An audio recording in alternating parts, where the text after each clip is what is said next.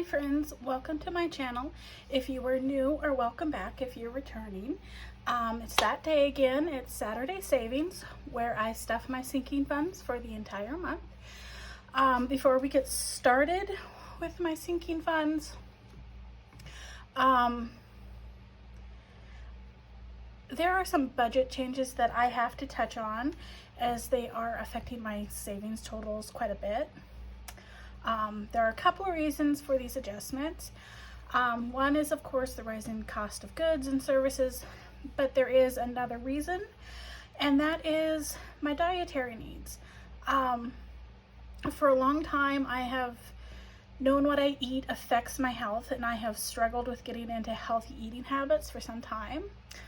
If you're new here, I do suffer from an autoimmune disease, and it does affect every area of my life. And to be healthier, be happier, and frankly just to have more energy, I do need to revamp my diet, and doing so is going to mean that it's going to cost me more at the grocery store on a regular basis.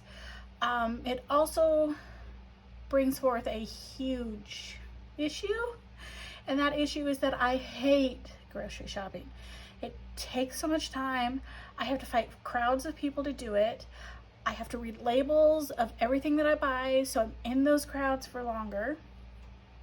A lot of the time I can't find what I need in the small town where I live, because a lot of the things that are on this diet are not something that's going to be a staple of a lot of people's pantry. And then there's also a lot of stuff that is out there that you can see on the packaging. It says you can see on the packaging that it screams out to you, oh, I'm compliant for what you need me for. But if you look at the ingredients, it's a big fat nope. It has to stay right where I found it. As a result, grocery shopping is extremely exhausting for me. Once I leave the store, all I can bring myself to do is throw the perishable groceries in the fridge. A lot of the times they don't even come out of the bags. It all just goes into the fridge, and I have to go take a nap. Because I don't have the capabilities when I'm that exhausted to do my meal prepping. I find that I don't go back and do it. It's out of my eyesight. I don't do it, which means that I set myself up for failure, because I don't have the compliant food prepared that I need that works for me, and as a consequence I end up eating junk. So in an effort to make it easier, and hopefully helps me be able to follow through with meal preps and not eating junk all week because I have no good food at home, I am upping my grocery budget. And I have already done so for this last pay period. But I am kind of in an experimental phase, and I'll probably be upping it again. In fact, I know I will be, because it is not quite enough to handle what I need it to. So one of the things that I've done, I've subscribed to Thrive Market. It's kind of a convenience thing. I'm hoping it cuts down on the time I have to spend in a grocery store, and then it also brings forth a lot more compliant ingredients for what I have to eat.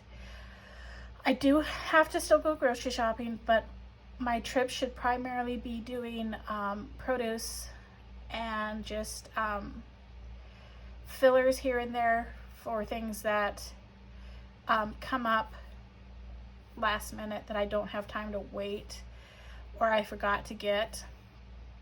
And doing it through Thrive, it'll come directly to my door. It should give me more incentive to be able, it should give me more ability to be able to do all my meal preps and stuff. So that's going to affect my cash envelopes quite a bit. So I have gone through and I've written down, some of you from the past who've seen me go through my entire budget instead of just my sinking funds knows that I had a very set strict cash envelopes, and this is what's going to change. Only 2 of them will change, but I'll show the entire category of what I carry in my wallet for every pay period. So I used to give myself $50 a week for groceries. I have upped that to $60 a week. And because I am doing a lot of it online, this will be split up between cash and electronic.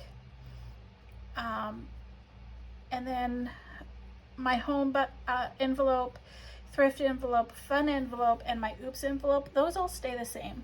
Those haven't changed. They might end up being upped as well, depending on what the cost of stuff is going to happen. I've been able to make this work so far, but we'll have to see what happens in the next few months. And this uppage brings my totals from $185 to $205 every pay period. So that is my budget changes. So now that I have gone over what that is, let's go on to today's main event, which is stuffing some envelopes. Stuffing my envelopes is also going to upping my envelopes is affecting what my savings is.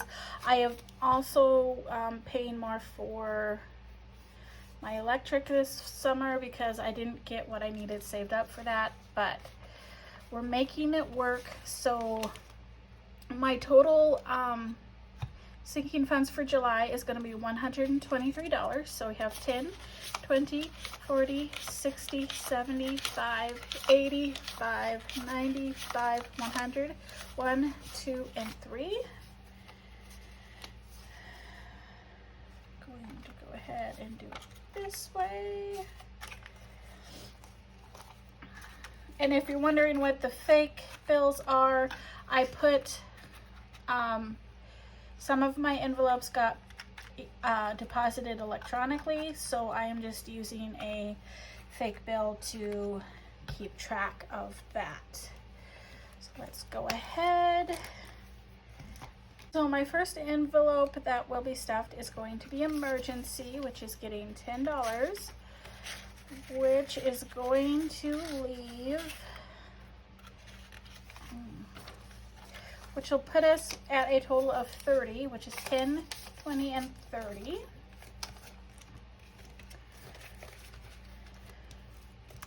And then my medical costs is getting $10, which is going to leave me with a total of $20 in there. Crowns is not getting stuffed because it is completely full. Summer utilities is getting $30.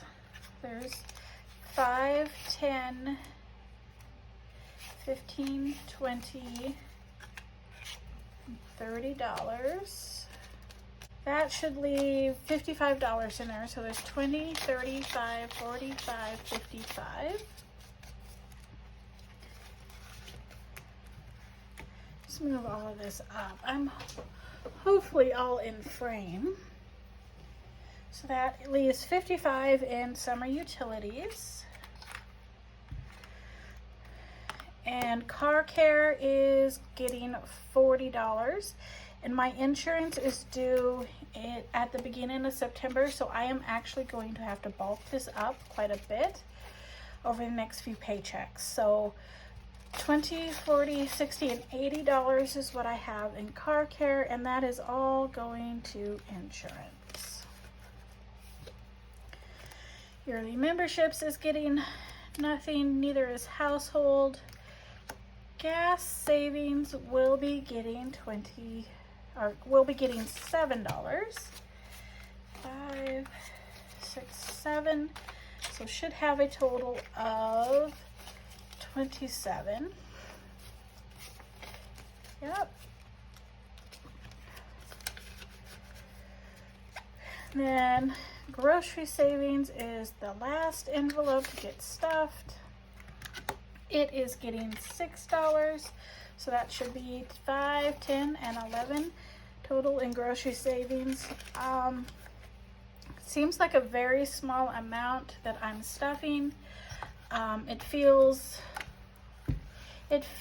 like a super small amount, but I'm still stuffing my sinking fund envelopes. I'm still saving for things. I obviously am pulling from them because they are not accumulating very fast, mostly because every time I turn around, it seems like something major happens that I have to pay for.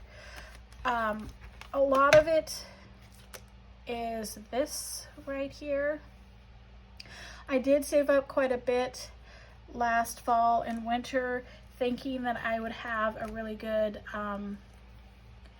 starting point for my out-of-pocket costs, and I highly underestimated that. I had some extra medical costs that were added in this year that ate up all of that savings right away. So I think we're gonna try and really work on this one this fall again and get a bit more. I am working on some ideas for some extra income streams. I have been super busy this summer. I've actually been working on my weekends and stuff. I haven't done any videos, just I've been so busy. And I haven't videoed any of what I'm doing. I meant to, I just haven't gotten it done. But I have been working on my weekends and I'm paid a little bit for that. I didn't have to be paid. I would have done it for free, but they were very generous and insist that they would have paid someone else to do the same thing. So that is that. So I am working on some other income stream possibilities, but none of them have made a return yet, which is fine. I'm doing it slowly. Thank you for joining me for my July Saturday savings. I'll catch you on the next one. Bye.